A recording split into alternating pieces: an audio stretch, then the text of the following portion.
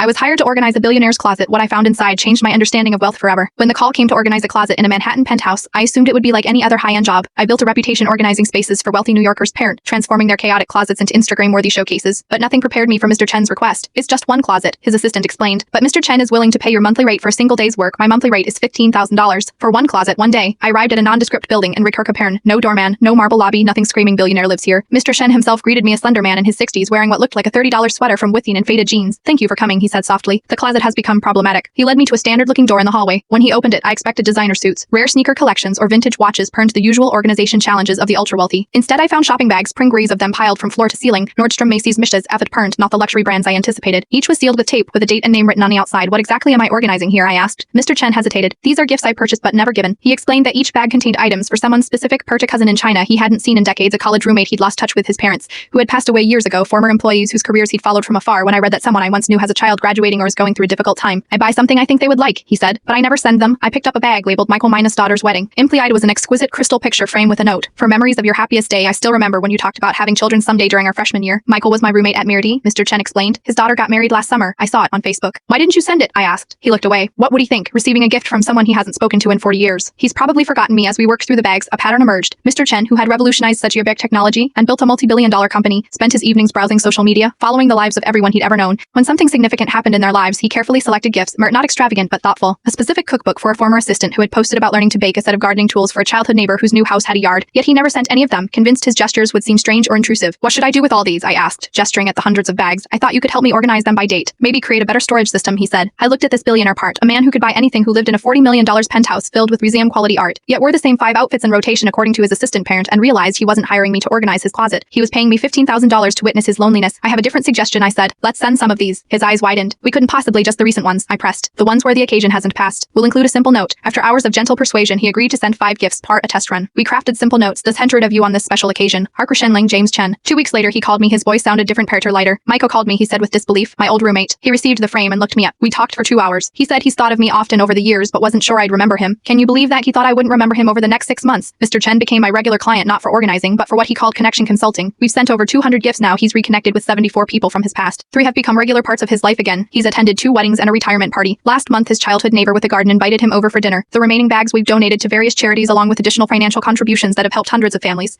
Mr. Chen taught me something I never expected to learn from a billionaire. Wealth isn't what's in your closet. It's not even what you can buy. Our wealth is having people to share it with. I still organize closets for the ultra-wealthy, but now I see beyond the designer labels and limited editions. I look for the shopping bags hidden in the back, the gifts purchased but never given, the connections longed for but never made. Sometimes the most valuable service I provide isn't creating more space for possessions, but giving permission to reach out to the people who once mattered, and discovering they still do.